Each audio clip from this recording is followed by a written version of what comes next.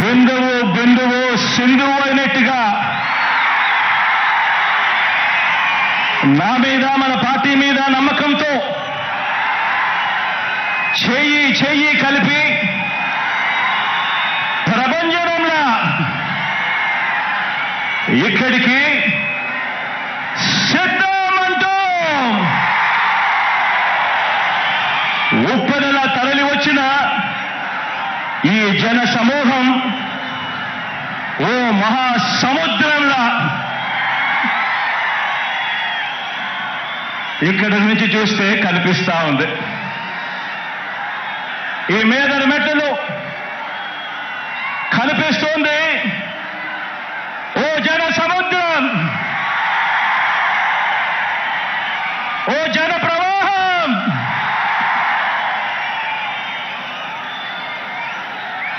ఇంటింటి అభివృద్ధిని, సామాజిక వర్గాల సంక్షేమాన్ని, పేదలందరి ఆత్మగౌరవాన్ని, మొత్తంగా రాష్ట్ర ప్రగతిని ఇలాగే కాపాడుకొని మరో 5 ఏళ్లు ఈ ప్రయాణాన్ని కొనసాగించేందుకు మద్దతు పలికేందుకు వచ్చిన ఈ ప్రజా సైన్యానికి, ఇక్కడున్న ప్రతి గుండె చప్పుడికి మీ జగన్, మీ అన్న, మీ తమ్ముడు, మీ బిడ్డ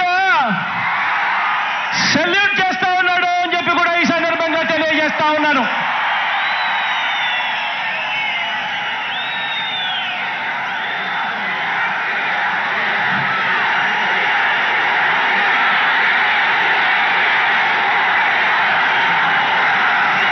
నా ఎదుట ఉన్న నా అక్క చెల్లెమ్మలు, నా అన్నదమ్ములు, నా అవ్వాతాతలు, వీరితో పాటు గ్రామాల్లో వార్డు మెంబర్ల నుంచి జిల్లా పరిషత్ చైర్మన్ల వరకు హాజరైన ప్రజా ప్రతినిధులందరికీ, వాలంటీర్లతో సహా అభిమానులందరికీ, పార్టీ క్యాడర్ అందరికీ, మీ అందరికీ కూడా ప్రేమపూర్వకంగా మీ జగన్ అభినందనలు తెలుపుతా ఉన్నాడు, శుభాకాంక్షలు తెలుపుతా ఉన్నాడు అని ఈ సందర్భంగా తెలియజేస్తా ఉన్నాను.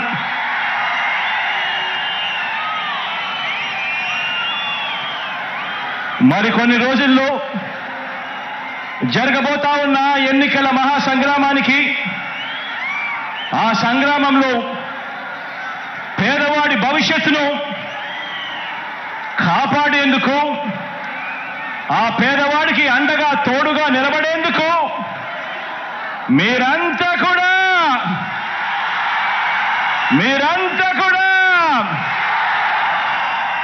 సిద్ధమేనా అని అడుగుతా ఉన్నాను.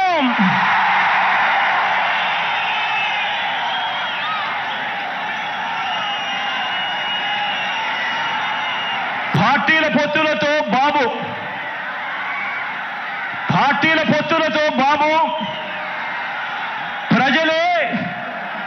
ప్రజలే బలంగా మనము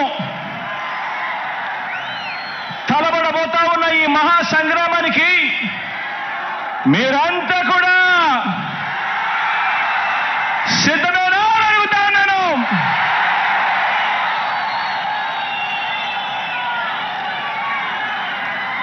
జగన్ను ఓడించాలని వారు, పేదల్ని గెలిపించాలని మనం చేయబోతున్న ఈ యుద్ధంలో మరో చారిత్రక విజయాన్ని సొంతం చేసుకోవటానికి మీరంతా కూడా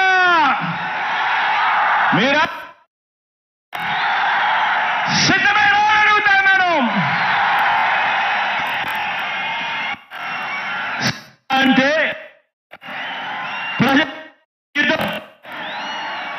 సిద్ధం అంటే ఓ ప్రజా సముద్రం. ఇప్పటికే ఉత్తరాంధ్ర సిద్ధం, ఇప్పటికే ఉత్తర కోస్తా సిద్ధం, ఇప్పటికే రాయలసీమ సిద్ధం, ఈరోజు దక్షిణ కోస్తా కూడా సిద్ధం.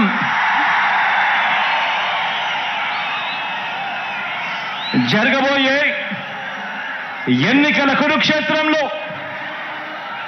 ధర్మ అధర్మాల మధ్య జరిగే ఈ యుద్ధంలో, విశ్వసనీయతకు వంచనకు మధ్య జరగబోయే ఈ యుద్ధంలో శ్రీకృష్ణుడి పాత్ర మీది, ప్రజలందరిది. అర్జునుడి పాత్ర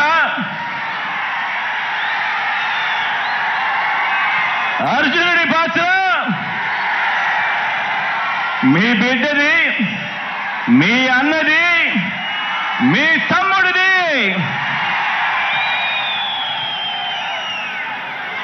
జమ్ము చెట్టు మీద ఇంతకాలం దాచిన ఓటు అనే అస్త్రాన్ని ఇంటింటి అభివృద్ధికి, రాష్ట్ర అభివృద్ధికి, పేద సామాజిక వర్గాల అభివృద్ధికి అడ్డుపడతా ఉన్న పెత్తందారుల మీద ప్రయోగించాల్సిన సమయం ఇక వచ్చేసింది అని కూడా ఈ సందర్భంగా తెలియజేస్తా ఉన్నాను.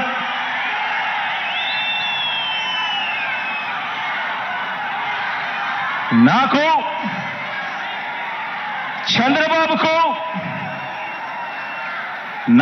చంద్రబాబు గారికి ఉన్నట్టుగా 10 మంది నటించే పొలిటికల్ స్టార్లు నాకు లేరు.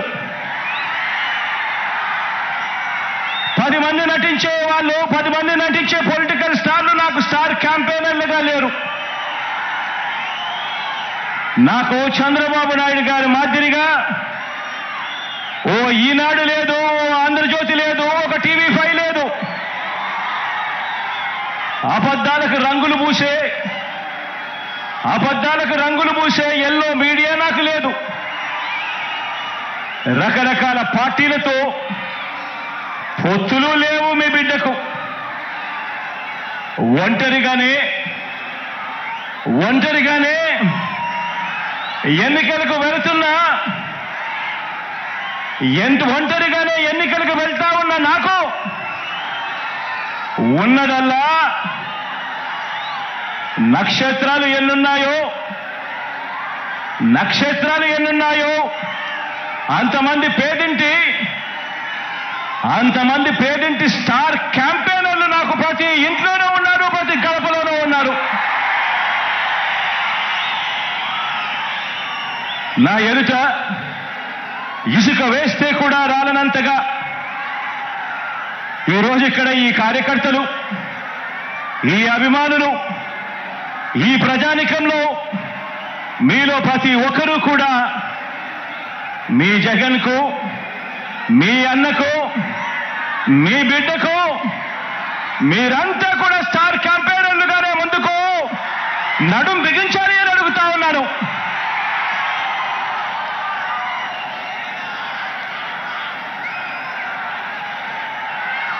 బహుశా మరో 4 రోజుల్లోపే ఎన్నికల నోటిఫికేషన్ వచ్చేస్తా ఉంది. ఈ రోజు నుంచి బహుశా 4 రోజుల్లోపే ఎన్నికల నోటిఫికేషన్ వచ్చేస్తా ఉంది. పార్టీలు, వీరితో పాటు చంద్రబాబు జేబులో ఉన్న మరో జాతీయ పార్టీ, వీరంతా కూడా మన మీద, మన పేదల భవిష్యత్ మీద వీరంతా కూడా దాడి చేయడానికి రెడీగా ఉన్నారు. నా ప్రసంగంలో ముందుగా బాబు అండ్ కో వీళ్ళ పొత్తుల గురించి కాసేపు మాట్లాడతాను. వీరందరిది కూడా ఈ పార్టీలందరిలో కూడా వీరందరికీ సైన్యాధిపతులే తప్ప ఏ పార్టీలో కూడా సైన్యం ఎక్కడా లేదు. ఇందులో కొన్ని పార్టీలు గత ఎన్నికల్లో ఇందులో కొన్ని పార్టీలు గత ఎన్నికల్లో నోటాకొచ్చినన్ని ఓట్లు కూడా రాని పార్టీలు, తమ స్వార్థం కోసం రాష్ట్రాన్ని అన్యాయంగా విడగొట్టిన పార్టీలు, రాష్ట్ర ద్రోహుల పార్టీలు, మరికొందరు ప్రజల చేతుల్లో చిత్తుగా ఓడిపోయిన పార్టీలు, ఓడిపోయిన వ్యక్తులు. ఇటువంటి వారందరూ కూడా మనకు పోటీగా అటువైపున ఉన్నారు. మనం 5 కోట్ల ప్రజల అండదండలతో ఇంటింటికి మంచి చేసి మనం ఈరోజు సిద్ధమని అంటా ఉంటే వారి వెనుక ప్రజలు లేరు కాబట్టి, చేసిన మంచి చెప్పుకునే పరిస్థితి లేదు కాబట్టి, అరడజన్ పార్టీలతో, అరడజన్ ఎల్లో మీడియా సంస్థలతో, పొత్తులతోనూ, ఎత్తులతోనూ, జిత్తులతోనూ ఎక్కే గుమ్మం దిగే గుమ్మంగా వారు రాజకీయం నడుపుతా ఉన్నారు. ఒకప్పుడు ఇదే చంద్రబాబు నాయుడు గారి నోట్లో నుంచి మాటలు వచ్చేటివి. జాతీయ రాజకీయాలను తానే ఏలానని, స్టీరింగ్ కమిటీ చక్రం తానే తిప్పానని, ప్రధానుల్ని, రాష్ట్రపతుల్ని తానే నిర్ణయించానని ఒకప్పుడు ఇదే చంద్రబాబు ఊదరగొట్టేవాడు. ఈ రోజున ఏపీలో మనందరి ప్రభుత్వం చేసిన ఇంటింటి అభివృద్ధి వల్ల, ఇంటింటికి చేసిన మంచి వల్ల మనకున్న ప్రజాబలం ముందు నిలబడలేక, మనతో నేరుగా తలబడలేక, ఏపీలో తన సైకిల్ చక్రం తిరగటం లేదని ఢిల్లీకి వెళ్ళి దత్తపుత్రుడితో కలిసి పడిగాపులు కాసి ఢిల్లీలో మోకరిల్లుతా ఉన్న పరిస్థితులు ఈరోజు చంద్రబాబు నాయుడు గారి పరిస్థితి. ఆలోచన చేయమని అడుగుతా ఉన్నా. కేవలం జగన్ ఒకడు ఇటువైపున. జగన్ వల్ల మంచి జరగకపోయిందంటే ప్రతి ఇంటికి, జగన్ గన తన మేనిఫెస్టోలో చెప్పిందంతా కూడా తాను చేయకపోయిందంటే, జగన్ అనే ఒకే ఒక్కడు చంద్రబాబు నాయుడు గారి గుండెల్లో రైళ్లు పరిగెత్తించుకొని పోయింటే,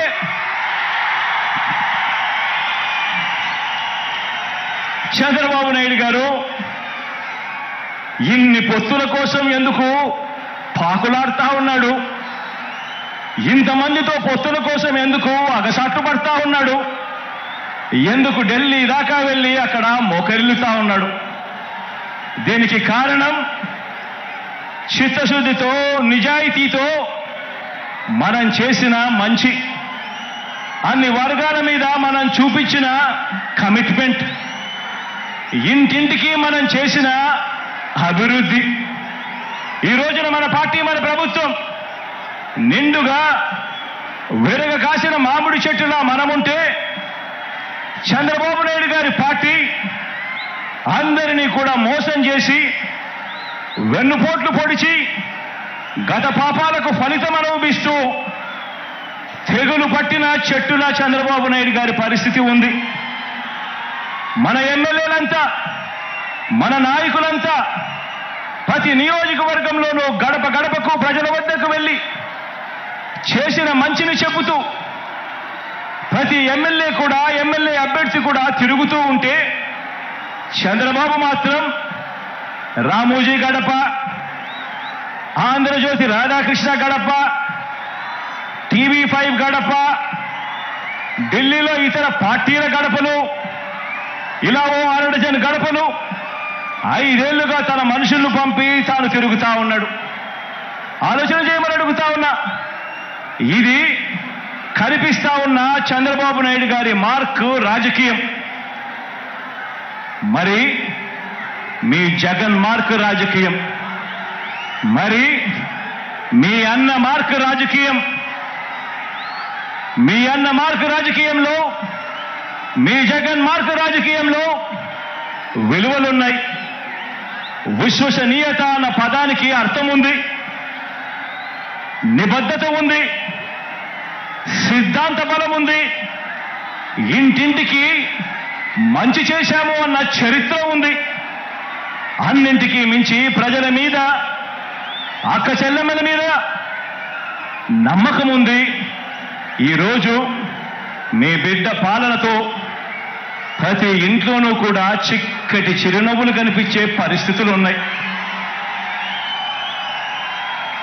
మన మార్గ రాజకీయంలో ఇంటింటి అభివృద్ధి కూడా కనిపిస్తుంది. మన ఫ్యాన్ గిర్రున తిరిగేందుకు కావాల్సిన కరెంటు ఇతర పార్టీల నుంచి రాదు, ఇతరులతో పెట్టుకున్న పొత్తుల నుంచి రాదు, నేరుగా ప్రజల నుంచి, ప్రజలు ఆశీర్వదిస్తే వస్తుంది. వారి గుండెల్లో ప్రేమ నుంచి వస్తుంది.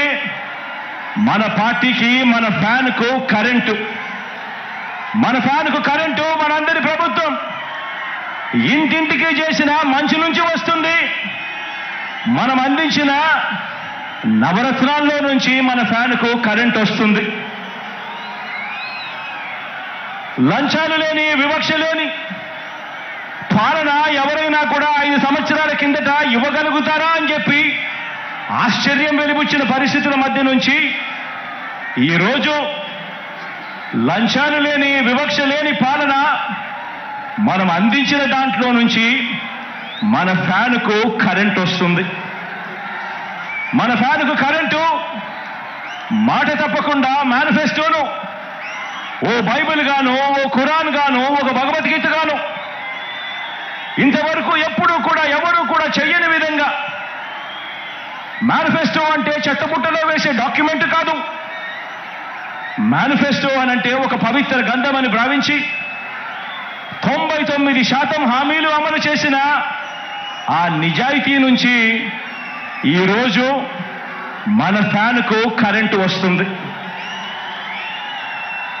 మరి చంద్రబాబు సైకిల్ పరిస్థితి ఏమిటి అని చెప్పి ఒక్కసారి గమనిస్తే, చంద్రబాబు నాయుడు గారి సైకిల్ పరిస్థితి ఏమిటి అని గమనిస్తే, చంద్రబాబు సైకిల్కు ట్యూబులు లేవు, చంద్రబాబు సైకిల్కు టైర్లు లేవు, చంద్రబాబు సైకిల్కు చక్రాలే లేవు. చంద్రబాబు సైకిల్ తుప్పు పట్టిన పరిస్థితిలో ఈరోజు ఉంది. ఆ తుప్పు పట్టిన సైకిల్ను తొక్కటానికి, ఆ తుప్పు పట్టిన సైకిల్ను తోయటానికి ఇవాళ చంద్రబాబు నాయుడు గారికి వేరే పార్టీలు కావాలి. ఇది చంద్రబాబు నాయుడు గారి జాబ్ రిక్వైర్మెంట్. ఎందుకంటే బాబు పేరు చెబితే గుర్తుకొచ్చే ఒక్క మంచి కూడా ప్రజల నోట్లో నుంచి వినపడదు.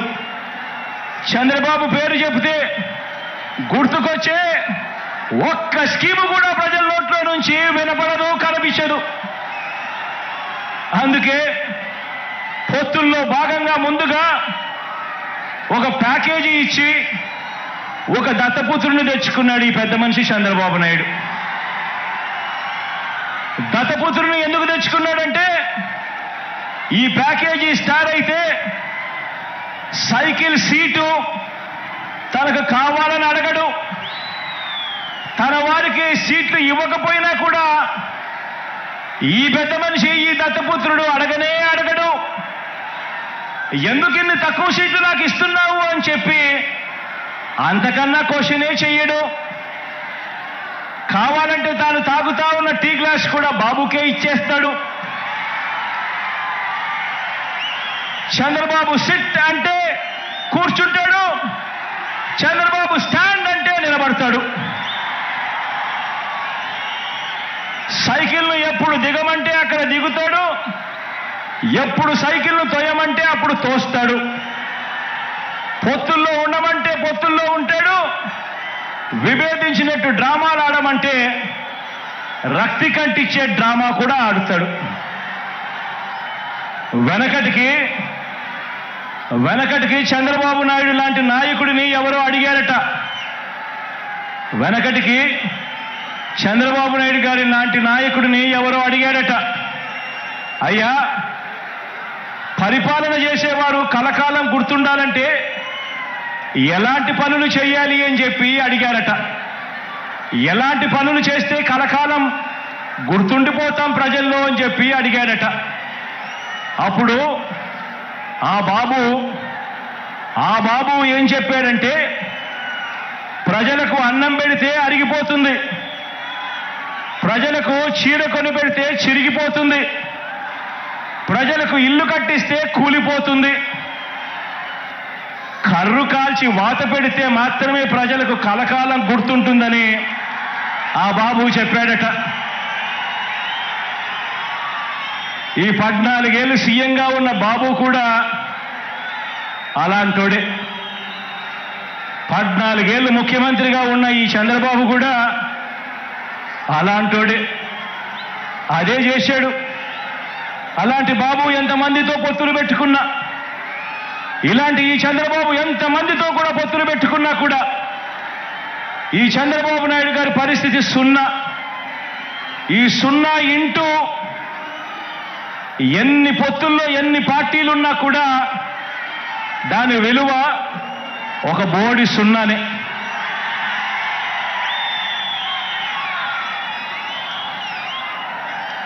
ఆశ్చర్యం ఏమిటో తెలుసా? ఇప్పుడు చంద్రబాబు నాయుడు గారు ముగ్గురితో కలిసి పొత్తు అని అంటా ఉన్నాడు, 3 పార్టీలతో పొత్తు అని అంటా ఉన్నాడు. ఈ ముగ్గురు కలిసి 2014లో ఇలానే పొత్తుగా ఏర్పడి, ఈ ముగ్గురు కలిసి ఇలానే పొత్తుగా ఏర్పడి 2014లో ఒకే స్టేజ్ మీద కూర్చొని వీళ్ళంతా కూడా భాషణలు ఇచ్చారు, మీటింగులు పెట్టారు. ఒకే ప్రకటనలో ఇలా ముగ్గురు ఫోటోలు వేసి ఒకే ప్రకటనలో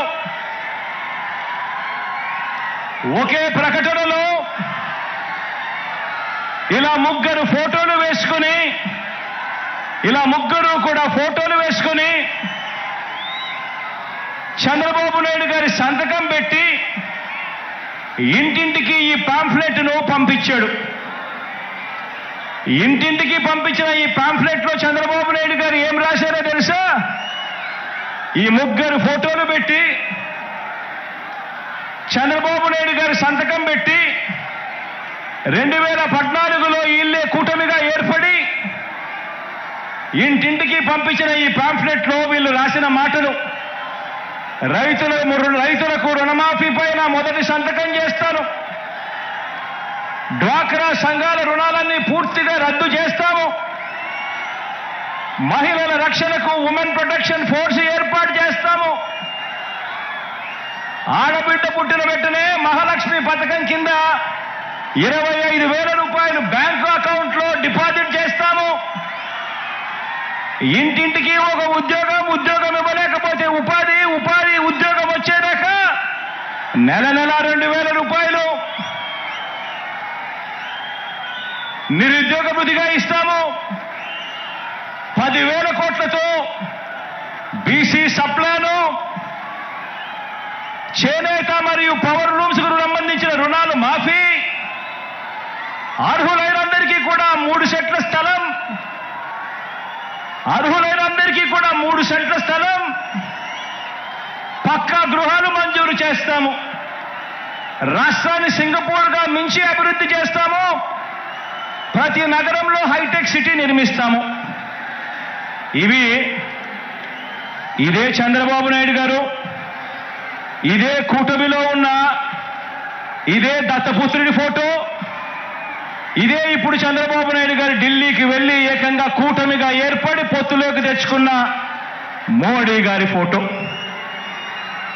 వీళ్ళు ముగ్గురు కలిసి చంద్రబాబు నాయుడు గారు సంతకం పెట్టి ఈ ప్రతి పాంఫ్లెట్ను కూడా ప్రతి ఇంటికి చంద్రబాబు నాయుడు గారు పంపించాడు. ఇందులో ఇచ్చిన హామీలు ఏవైనా కూడా అమలయ్యాయా అని అడుగుతా ఉన్నాను. ప్రత్యేక హోదా ఇచ్చారా అని అడుగుతా ఉన్నాను. ఇలా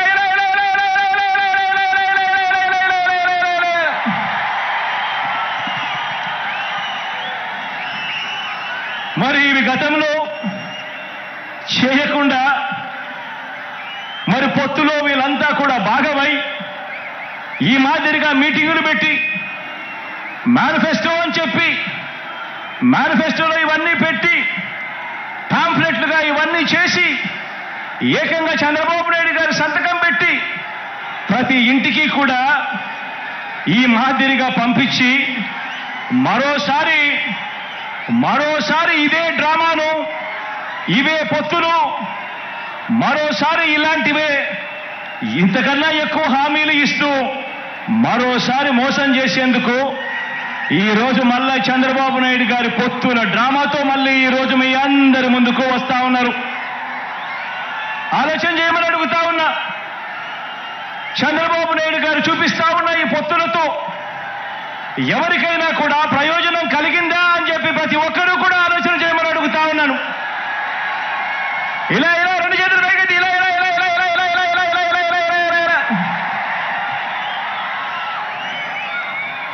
ప్రజలకు ఏ ఒక్కరూ కూడా మంచి చేయకపోగా ప్రజలకు మంచి చేసిన జగన్ను టార్గెట్ చేయడానికి మాత్రమే వీళ్ళది ఏకైక ఎజెండా ఈరోజు కనిపిస్తా ఉంది.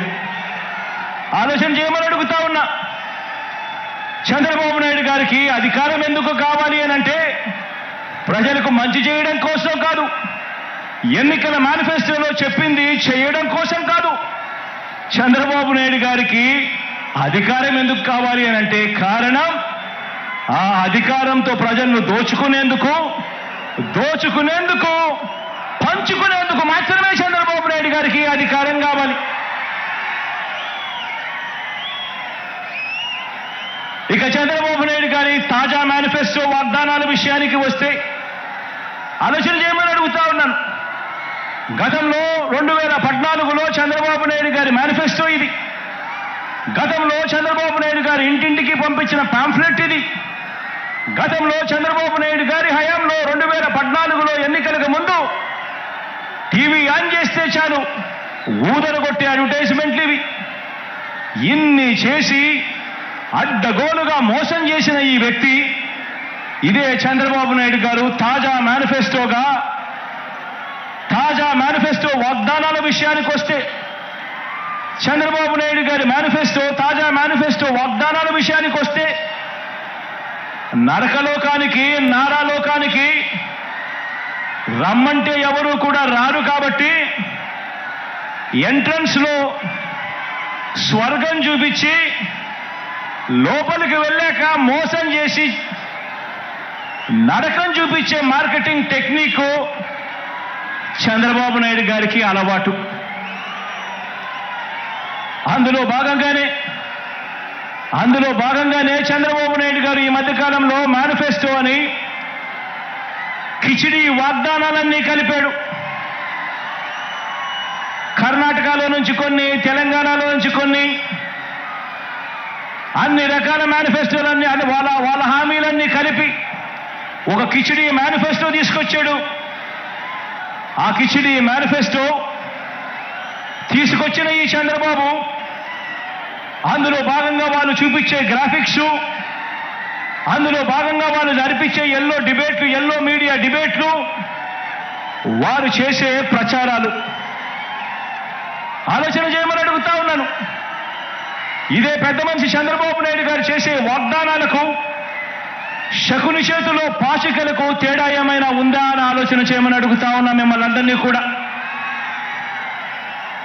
అందుకు భిన్నంగా చంద్రబాబు నాయుడు గారి క్యారెక్టర్కు భిన్నంగా మనందరి ప్రభుత్వం కరోనా కష్ట సమయంలో కూడా ఏమాత్రం కూడా సాకులు చూపకుండా పేదలందరికీ కూడా మేనిఫెస్టోలో ఇచ్చిన ప్రతి మాట ప్రకారం సంక్షేమ పథకాలన్నీ కూడా ప్రతి ఇంటికి అందించాం, ఇంటింటికి అందించాం.